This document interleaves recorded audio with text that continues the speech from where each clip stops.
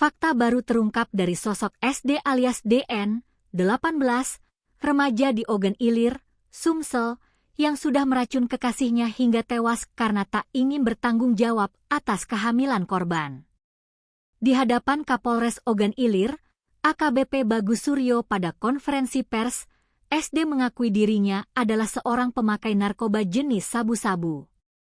Awalnya, Bagus menginterogasi tersangka yang dihadirkan usai konferensi pers.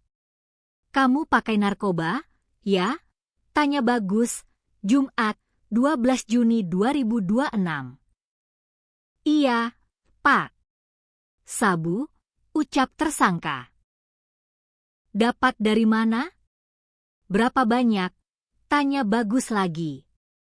"Beli, paket, Rp50.000, ungkap tersangka yang mengaku membeli sabu di salah satu desa wilayah Kecamatan Rambangkuang, Ogan Ilir.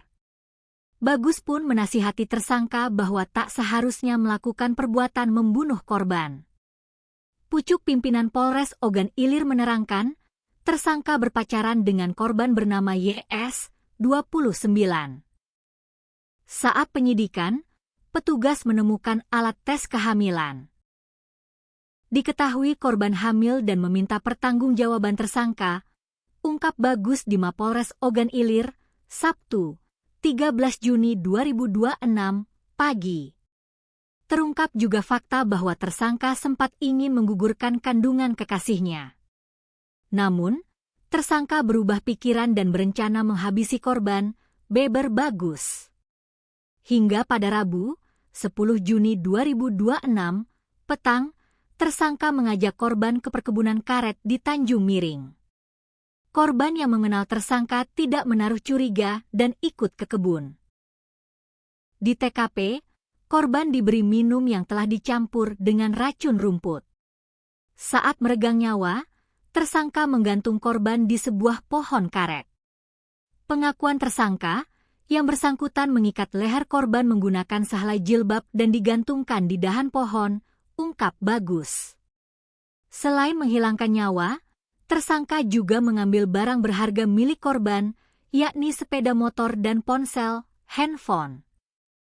Jasad korban ditemukan oleh warga pada Kamis, 11 Juni 2026, pagi sekira pukul 6.30 waktu Indonesia Barat. Malamnya, tersangka diringkus di kediamannya di wilayah Lubai, Muara Enim. Atas perbuatannya, tersangka dijerat pasal 459 KUHP tentang pembunuhan berencana dan pasal 479 KUHP tentang pencurian dengan kekerasan. Ancaman hukumannya pidana penjara selama 20 tahun. Tentunya tersangka akan diproses sesuai ketentuan hukum yang berlaku, kata Bagus menegaskan. Pengakuan tersangka, yang bersangkutan mengikat leher korban menggunakan sehelai jilbab dan digantungkan di dahan pohon, ungkap Bagus.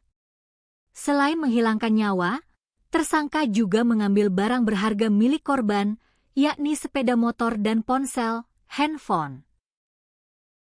Jasad korban ditemukan oleh warga pada Kamis, 11 Juni 2026, pagi sekira pukul 6.30 waktu Indonesia Barat. Malamnya, tersangka diringkus di kediamannya di wilayah Lubai, Muara Enim.